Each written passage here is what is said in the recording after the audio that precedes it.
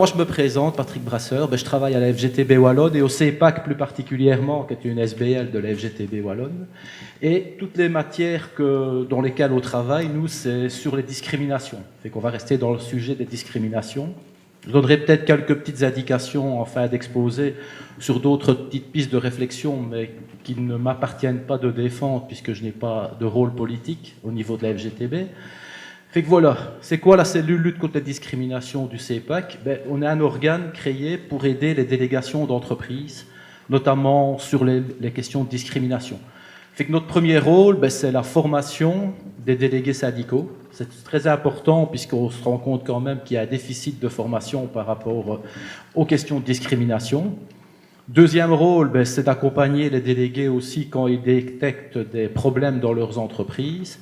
Et c'est d'effectuer une analyse complète de la situation dans toutes les entreprises qui font appel à nous au niveau toujours de la délégation syndicale.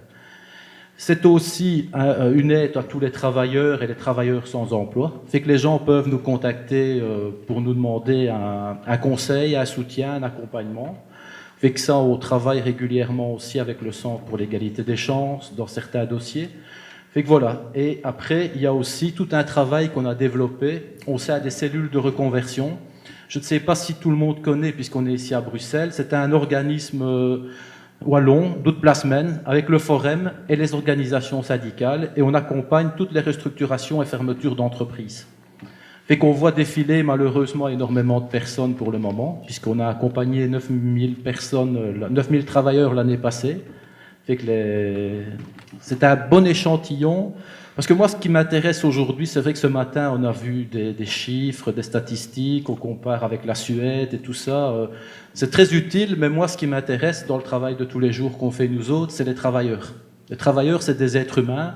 Vous savez qu'on a toujours l'habitude de se référer à des chiffres et des statistiques, mais quand on a quelqu'un devant soi, c'est quelqu'un qui vient avec ses problèmes et qui vient avec ses soucis et qui vient nous trouver par rapport à ça. Fait que moi ici, ce que je voulais surtout apporter, c'est des témoignages de terrain.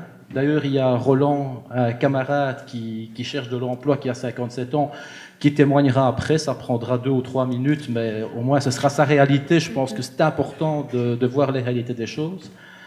Fait que ce que je peux vous dire par rapport à la recherche d'emploi, c'est que moi j'ai été confronté quand même à des cas dramatiques. Je vais vous donner 2 ou 3 exemples pour vraiment un peu mettre le portrait sur ces gens. Mais notamment un ingénieur de formation qui était licencié de son entreprise. Quand il est venu me trouver, il pensait qu'il allait retrouver facilement du travail, parce qu'il avait un bagage extraordinaire, il avait des compétences, il avait un poste à responsabilité. On l'a aidé à faire un CV, lettre de motivation. On lui a bien dit, ne mets pas ton âge sur ton CV parce que tu risques d'avoir des problèmes. Il avait 57 ans. Et il a quand même été appelé plusieurs fois. À mon avis, les recruteurs ne savaient pas lire, ils n'ont pas su compter le nombre d'années d'expérience qu'il avait. Mais quand il a fait son entretien d'embauche, qu'est-ce qu'on lui a dit? Tu as quand même beaucoup d'expérience, tu es quand même à quel âge? 57? Ah oui, quand même. Jamais de manière très très directe, mais toujours de manière insidieuse. Et le problème, c'est que cette personne n'était pas prête du tout à répondre à ce genre de questions. Lui, il venait avec ses compétences, il avait préparé son entretien de manière vraiment très professionnelle, en disant on va me questionner sur des problèmes, sur des questions vraiment liées à l'emploi. Et le gars, quand je l'ai récupéré après ces entretiens, il était complètement abattu. Fait que c'est vraiment pour vous dire que quand on récupère des gens comme ça qui ont été victimes, pour moi, d'une discrimination directement, c'est vraiment la reconstruction personnelle qui est compliquée également après. Fait que ça, je crois que c'est quand même important. Un autre exemple que je veux soulever également, et là c'est quand même aussi un problème qu'on retrouve régulièrement, dans les restructurations qu'on a eues, on a notamment des entreprises sidérurgiques avec des travailleurs d'un certain âge, nationalité italienne, très généralement dans la région du centre, les bassins sidérurgiques.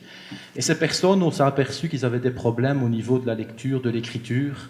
Et de plus en plus, on fait passer des tests dans les agences d'intérim, tests informatiques. Fait que c'est vraiment des contraintes très importantes par rapport à ces travailleurs. Fait que ça, c'est des choses qui sont quand même pour moi aussi importantes et des pistes de réflexion à avoir par rapport à ça. Autre domaine, on parlait tantôt de formation. Les formations, il faut déjà pouvoir y entrer. Quand on a 50 ans, nous, on travaille avec le Forum, il y a des formateurs qui ont aussi leurs stéréotypes. Ils sont aussi conditionnés par le marché de l'emploi, puisqu'ils sont liés malheureusement de plus en plus dans le public. Tantôt on parlait des services publics, mais ils ont des conditions de résultat également. Fait qu'ils doivent replacer le maximum de travailleurs, parce qu'ils sont évalués, sont notés par rapport à ça. Fait qu'on a des cas réguliers de personnes qui nous disent, ben voilà, moi je ne vais pas rentrer en formation, puisque le formateur ne veut pas. J'ai 52 ans, il estime que je suis trop vieux pour faire de l'informatique. Fait que c'est vraiment un problème qui est quand même assez récurrent par rapport à ça. Bon, je regarde mes notes pour pas oublier. Voilà, c'est pour vous dire vraiment, on a quand même énormément de témoignages par rapport à ça. Et ce qu'on remarque quand même, c'est que les gens ne comprennent pas, n'arrivent pas à identifier les problèmes dont ils sont victimes. Une discrimination, ils ne connaissent pas. Pour eux, voilà, ils sont victimes de leurs propres stéréotypes. Un employeur n'investit pas pour quelqu'un de plus de 50 ans. À la limite, ils trouvent ça normal. Fait que c'est vraiment leur faire comprendre que ben non, c'est pas parce que tu as 50 ans qu'un employeur ne peut pas. Et là, vraiment, le travail commence là-dessus. C'est vraiment essayer de leur apprendre qu'il y a des petits filons, des petits conseils syndicaux qu'on peut leur apporter. Fait que nous, on les forme vraiment, on les apprend à se défendre devant un employeur sur ces questions qui ne devraient pas normalement arriver, mais qui arrivent malheureusement régulièrement. Ici, on parle des plus de 50 ans, 45 ans, mais on pourrait dire avec les femmes la même chose, avec les personnes handicapées, les étrangers, il y a toutes les discriminations qui passent, parce que nous, le public que nous avons est tout âge, et toute nationalité, tout genre. Mais c'est vrai que les problèmes liés à l'âge sont de plus en plus fréquents. Fait que nous, ce qu'on leur apprend quand même, c'est au niveau de l'entretien d'embauche, comme j'expliquais, de se préparer le mieux possible, mais aussi au niveau d'une petite ficelle, au niveau de créer un CV. Et là, c'est vrai qu'il faudrait peut-être aussi une réflexion. Bon, je sais qu'en France, ils avaient fait le CV anonyme, mais ils s'en sont revenus. Fait que je crois qu'il y a quand même une réflexion à avoir par rapport à ça. Je ne sais pas sur quel type, parce que la réflexion n'est pas assez poussée. Mais ce que je vois régulièrement, moi, ce sont des questionnaires d'embauche. Et bon, j'ai connu l'entreprise chez Volkswagen, puisque je travaillais chez Volkswagen. Quand on voyait le questionnaire d'embauche, il fallait tout savoir sur votre vie privée. Ça veut dire qu'à un moment, les employeurs peuvent se servir de ce genre d'informations pour justement discriminer. Et ça, c'est quand même assez répandu pour le moment dans les entreprises. Et il y a tout ce genre de travail qui devrait être fait, à mon avis, en amont, pour essayer quand même de limiter au plus possible les discriminations. Parce qu'une idée qui est répandue aussi chez les travailleurs, c'est que voilà, on ne sait rien faire, c'est l'employeur qui décide. Alors nous, on leur explique quand même qu'un employeur n'a pas tous les droits, n'a pas de droit de vie et de mort sur les travailleurs, c'est fini ce temps-là, et qu'il y a quand même des lois qui existent et des moyens de se défendre. Et que ça, c'est quand même encore assez compliqué à expliquer, notamment le fait de porter plainte. Il y a des organismes au niveau de la CSC, de la FGTB, où on peut s'adresser, même ça, les travailleurs ont difficile. Aujourd'hui, j'avais demandé à énormément de personnes de vouloir venir témoigner. Tout le monde s'est débiné, parce qu'ils n'ont pas envie d'exposer ce genre de problème. C'est pas facile d'en parler, encore plus devant des gens. Fait que c'est quand même des sujets encore assez tabous quand même. Et je pense qu'il n'y a qu'à un moment, il faudra que les gens portent plainte pour vraiment faire bouger les choses. Et que ça, c'est quand même, pour nous, une des priorités, c'est que les gens ne se taisent pas. Parce qu'on voit que quand ils se taisent, ils rentrent chez eux, ils ruminent leurs problèmes. Généralement, c'est la famille qui en subit les conséquences, parce qu'il y a de l'énervement, il y a de la désinvolture, il y a des problèmes qui se créent. Fait que nous, on encourage vraiment les gens à dénoncer les faits, parce qu'il y a comme ça qu'on pourra faire changer les choses. Puis il y a tout le secteur de l'intérim. Là, on travaille régulièrement aussi avec eux, on essaie de voir.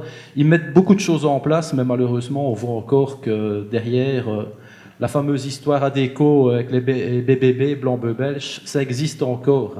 Il y a encore des dérives. Moi, je reçois encore des témoignages de personnes dans les agences intérimaires qui sont discriminées ouvertement pour des raisons notamment d'âge ou de sexe. Puis les employeurs, là, nous, la seule manière qu'on a de travailler avec eux, c'est par le biais des accords interprofessionnels et du travail des délégations sur le terrain. Fait que notre articulation, nous, c'est avec aussi les délégations d'entreprises. Fait que, comme je disais tout à l'heure, ça passe par une formation. Ça, c'est super important parce que les délégués sont comme nous confrontés à leurs stéréotypes. Ça veut dire qu'ils ont leurs mêmes problèmes que nous, leur vision des choses. Généralement, ils disent, bah oui, un travailleur plus âgé sera moins rentable, moins productif, plus souvent malade. Fait qu'ils ils vont un peu dans le sens du patron, fait que c'est important que les délégués soient formés sur ces matières. Je vous avertis tout de suite, c'est pas facile à les former, parce qu'un délégué est intéressé par les problèmes qui lui touchent directement. Ben, les problèmes liés au travail, généralement, dans l'entreprise, c'est ça le plus important. Fait que les problèmes liés à l'embauche des plus de 50 ans, c'est pas toujours une priorité. Fait que ça, c'est quand même une difficulté qu'on rencontre également par rapport à ça. Nous, qu'est-ce qu'on propose? Ben, c'est tout simple. Il y a tous les organes qui sont là, qui sont à utiliser. Dans une entreprise, il y a le conseil d'entreprise. Il y a des matières qui sont traitées par le conseil d'entreprise qui concernent ces domaines. On prend l'embauche, le recrutement, ça fait partie des missions du conseil d'entreprise. Ça fait que les délégués ont un droit de regard là-dessus. Malheureusement, de plus en plus de délégués ne l'utilisent plus, puisqu'ils disent, ben voilà, l'embauche, c'est l'employeur, c'est lui qui paie le travailleur, c'est lui qui a le regard là-dessus. Fait que là, c'est vraiment important que les délégués se rapproprient ce genre d'outils. Il a aussi tout ce qui est bilan social. Là, on peut voir la pyramide des âges, on peut se faire une idée, parce que quelquefois, on ne sait pas du tout l'âge des travailleurs dans notre entreprise. Quand on prend une entreprise de 200 ou 300 personnes, faire une pyramide des âges, quelquefois, on a des résultats qui sont assez surprenants.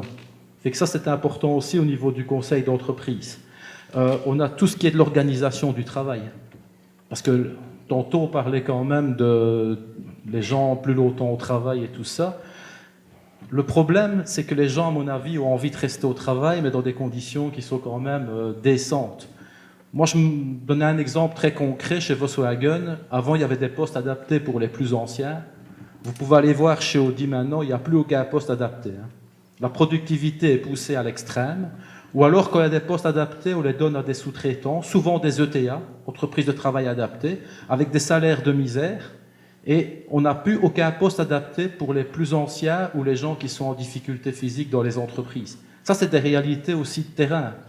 C'est pour ça que je pense que vraiment le problème qu'on est en train de discuter aujourd'hui n'est pas simple à résoudre, parce que c'est quand même un système économique, un système capitaliste qui pousse vraiment vers la productivité. Fait que pour ma part, en tout cas, s'il n'y a pas un changement de système, il ne faut pas croire qu'on arrivera à des solutions miracles. Ça, c'est ce que je voulais dire au niveau personnel. Qu'est-ce qu'il y a aussi qu'on a mis en place? La fameuse CCT 104, je ne sais pas si vous connaissez. Convention collective de travail, c'est une convention qui a été mise en place il y a quelques années. C'est pour garder le taux d'emploi des plus de 45 ans ou favoriser l'embauche des plus de 45 ans. En vérité, c'est une déclaration de bonne intention. Normalement, ça doit être contrôlé, mais c'est comme toute CCT, si à un moment ce n'est pas dénoncé, ce n'est pas contraignant. Fait que là aussi, les délégations ont un pouvoir de contrôler que ça se passe bien et de, s'il le faut, de dénoncer. En vérité, c'est un peu quand même, je vais dire, une usine à gaz, parce qu'on en a mis une au sein de la FGTB. Mais quand on voit les mesures, nous à la FGTB, on avait déjà pris ces mesures-là avant. Adapter les postes de travail, avoir une ergonomie, faciliter les fins de carrière, notamment par les réductions de temps de travail. Fait que c'est des choses qui existent déjà chez nous, mais qu'on retrouve très rarement dans les entreprises, parce que c'est pas d'actualité. Puis il y a toute la question aussi de l'ergonomie, la qualité de vie au travail, puisque je pense que quand même les travailleurs, ils ont, dans une entreprise, ils ont leur ancienneté, leurs habitudes, leurs camarades, ils n'ont pas nécessairement envie de partir plus tôt. Généralement, on les pousse dehors, soit parce qu'à un moment, il y a une restructuration, et là, syndicalement, on n'a pas peur de le dire, on favorise la prépension. Mais pourquoi on favorise la prépension? Parce que c'est ça, ou bien c'est des chômeurs âgés. On sait que les chômeurs âgés, pour retrouver du boulot, on l'a dit assez aujourd'hui, c'est presque impossible. Fait qu'à un moment, là, pour nous, la prépension, c'est la solution la moins mauvaise. Mais allez demander aux travailleurs qui sont licenciés s'ils avaient envie d'être mis dehors. Les travailleurs de chez ArcelorMittal, de chez Caterpillar, de chez Duferco qu'on a accompagné n'auraient pas envie de sortir. Eux, ils pensaient finir leur carrière dans l'entreprise. Fait qu'il y a toutes ces questions quand même qu'il faut remettre en avant pour moi qui sont importantes. Et je voulais citer aussi au niveau syndical encore une chose, il existe aussi des CCT, des conventions collectives de travail, notamment la 38 et la 95. La 95 garantit l'égalité de traitement pendant toute la carrière. Mais quand on voit concrètement ce qui se passe sur le terrain, je suis désolé, on est quand même très loin de cette égalité de traitement. Et que voilà, maintenant je voudrais rester sur 2-3 mesures générales, et puis j'en terminerai par là. Mais au niveau des prépensions, qu'on appelle le RCC maintenant, chômage et complément d'entreprise, il faut savoir que le gouvernement a tellement durci les conditions que bientôt, c'est vrai qu'il n'y aura plus de départ en prépension. Par contre, on demande quand même aux travailleurs de rentrer dans une disponibilité qu'on appelle adaptée. Ça veut dire que ces travailleurs vont devoir faire des recherches d'emploi. Et comme on a vu que le marché du travail était très compliqué, je ne vous dis pas comment ces travailleurs vont à un moment se sentir, hein, parce qu'ils vont faire des recherches, ils vont être obligés, et d'un autre côté, ils ne trouveront jamais de travail. Fait que toute cette disponibilité adaptée, ça va créer énormément de problèmes, en tout cas par rapport aux travailleurs âgés. Fait que ça, c'est quand même quelque chose pour nous qui est quand même assez difficile à avaler, parce qu'encore une fois, il n'y a rien qui est prévu pour l'adaptation des fins de carrière, mais on nous fout des disponibilités adaptées qui vont être catastrophiques pour les travailleurs. Je voudrais parler aussi des aides à l'emploi, parce que les aides à l'emploi, bonjour l'effet d'aubaine pour beaucoup de travailleurs. J'ai pas de problème, moi, un employeur qui a vraiment besoin d'une aide à l'emploi pour créer des emplois. Je me rappelle quand même, il y a quelques années, Caterpillar qui a embauché, je ne sais plus combien, de plus de 50 ans parce qu'ils avaient une aide spécifique. 1400 personnes dehors il y a 2 ans chez Caterpillar. Hein. Fait qu'ils ont bénéficié d'aides publiques qu'on a données nous autres, spécialement créées pour les plus de 50 ans. Et pour finir, c'est quand même 1400 dehors. Fait que c'est nous autres qui avons payé Caterpillar pour ça. Hein. Fait que voilà, moi, ça me pose quand même un sérieux problème aussi. Hein. On parle aussi des chômeurs âgés. Roland tantôt en parlera, mais avant, il y avait des compléments aussi. Parce qu'encore une fois, quand on est chômeur, on ne le demande pas non plus. Hein. Mais chômeur, ça ne veut pas dire qu'on doit être pauvre dans la précarité. Hein. Ça veut dire que c'est une assurance de chômage. Hein. C'est pas... Personne ne veut être chômeur à vie, hein, malgré tout ce qu'on nous fait croire sur les chômeurs, c'est des profiteurs et tout ça. Moi, les chômeurs que je côtoie, ils ont tous envie de s'en sortir. Hein. Mais chercher du boulot quand on gagne 700 ou 800 euros par mois, c'est pas évident. Hein, parce que d'abord, on pense à bouffer avant d'aller chercher du travail. Et déjà, ça, c'est tout un travail. Hein. Fait que voilà. Ce que je veux quand même dire, c'est que au niveau de la FGTB, on a toujours développé une idée, c'est la réduction collective du temps de travail. Sur quelle forme, je pense que ça peut évoluer, puisque la société évolue. Mais je crois qu'à un moment, le seul moyen qu'on aura de s'en sortir, ça passera par là. Faut pas se leurrer, on va garder les gens au travail plus longtemps. L'emploi diminue. Je crois qu'en Europe, c'est 17 millions de chômeurs, si j'ai en tête les derniers chiffres, s'ils sont bons. On ne va pas créer de l'emploi comme ça n'importe où, tout le temps. À un moment, ça va être plus possible. Encore une fois, les moyens de production augmentent au niveau technologique. Ça veut dire que l'emploi se raréfie. Hein. Je reprends juste, encore une fois, ce que j'ai connu moi. Et on était 8500 travailleurs chez VW. On faisait 300 000 bagnoles. Quand je suis parti, on était 5500. On faisait plus de voitures. Ah oui, il y a des robots. Ça veut dire qu'à un moment, l'emploi se raréfie, fait que la seule solution, à un moment, pour moi, ce sera de partager son temps de travail. Et juste un petit mot, parce que ce matin, je ne suis pas intervenu. Quand j'ai entendu une question d'un monsieur là, par rapport à l'ONEM et au contrôle de l'ONEM, s'il n'y a pas de discrimination directe par rapport aux recherches d'emploi, on demandera la même chose à un moins de 45 ans qu'à un plus de 45 ans. Par contre, les chances de retrouver sont quand même nettement différentes, et aussi la manière de chercher, parce qu'un jeune qui a l'habitude de rechercher de l'emploi aura beaucoup plus facile qu'un gars qui a 25 ou 30 ans ou 40 ans de carrière, qui n'a pu rechercher d'emploi depuis 30 ans. Un CV ne sait même pas c'est quoi. Ça veut dire qu'il y a quand même une discrimination qui sera plus indirecte que vraiment une discrimination qui sera directe par rapport à un âge. Fait que ça, je crois que c'est quand même intéressant de le préciser. Voilà. Fait que je vais en rester là parce que j'aimerais bien quand même que Roland puisse témoigner de son expérience personnelle. Merci pour votre attention.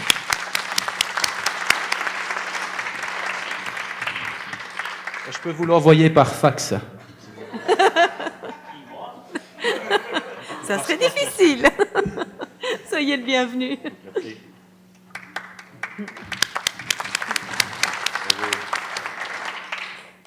Bon, on n'est pas l'aura de monsieur, mais bon, je vais essayer de me débrouiller. Voilà, donc moi je m'appelle Roland, je suis chômeur depuis 2 ans, j'ai 57 ans. Je travaillais au laminoir du Ruau de Monceau-sur-Sambre, donc tout près de Charleroi, en tant que mécanicien. Le Ruau faisait partie d'un groupe qui s'appelait Beltram. Celui-ci possédait plusieurs laminoirs en Europe. Suite à la conjoncture économique, évidemment, il a dû fermer plusieurs petites unités. Comme on le précisait tout à l'heure, c'est vrai que j'avais des copains qui avaient 52, 53 quand on a fermé, mais ils étaient cisailleurs, dresseurs. Mais ça n'a aucune expérience dans la vie, à part si c'est dans un laminage. Mais comme tous les laminages, ils ferment maintenant, les laminoirs, ils ferment. Leur expérience qu'ils ont acquis pendant 40 ans, et zéro, c'est la même chose. Donc ces gens-là, ils sont très difficiles à retrouver. Bon, moi, suite à cette fermeture, j'étais âgé de 55 ans, je me suis retrouvé chômeur. Enfin, pardon, maintenant on dit demandeur d'emploi. Ben, comme mes collègues, j'ai envoyé des mails, posté des lettres de motivation et des CV, la plupart sans aucun résultat, aucun retour. Je dois dire que je peux comprendre les petites et moyennes entreprises qui, à longue de recevoir toutes ces demandes de plus en plus nombreuses, ils ne prennent plus le temps de répondre parce qu'il faudra avoir 2 secrétaires qui seraient en permanence, vu que la conjoncture veut que maintenant tout le monde doit retrouver du boulot, doit rechercher. On ne demande pas de trouver, mais on les oblige à essayer, à prouver qu'ils recherchent. Mais c'est de plus en plus difficile parce que quand on voit toutes les grosses boîtes maintenant, elles ferment. Celui qui était manœuvre, il ne va pas postuler, je sais pas, dans un hôpital où il est spécifique, mais toutes les grosses entreprises métallurgiques, sidérurgiques, elles ferment maintenant. Donc, attendez, excusez-moi. Mais moi, je dis, bon, celui qui est demandeur d'emploi et qui recherche réellement, c'est de plus en plus frustrant parce qu'on n'a pas de réponse. Alors, on se dit, à quoi que ça sert de faire toutes ces démarches-là? En plus, quand on voit en Belgique le nombre de fermetures, de restructurations, ben, il n'y a pas qu'en Belgique, c'est dans toute l'Europe, que vous prenez la France, que vous prenez l'Allemagne, que vous prenez n'importe où, c'est partout. Les grosses sociétés, elles ferment ou elles délocalisent. Alors bon, moi, comme par écrit, ça ne marchait pas. Peut-être à cause de ma date de naissance, 1958. Mais ça, c'est vrai qu'on ne peut pas le dire, ça. Enfin, bon, je me suis présenté de moi-même, j'ai regardé un petit peu sur Internet, je regardais dans les zonings, toutes les industries qui pourraient correspondre à mon profil. Et alors, j'ai fait quelques CV et je me suis présenté spontanément. C'est vrai que la plupart du temps, j'étais bien accueilli par la personne, mais chaque fois, c'était la même chose. On n'engage plus pour l'instant. Si ça continue comme ça, ben, on va devoir restructurer aussi. Et c'était toujours les mêmes réponses. Bon, ben voilà, en quelques lignes, mon parcours, que moi j'ai fait en tout cas. Malheureusement, ça doit être probablement le cas pour beaucoup. Maintenant, on espère qu'un jour, on aura peut-être plus de chance et qu'on aura une réponse favorable. Voilà, je vous remercie. Merci beaucoup.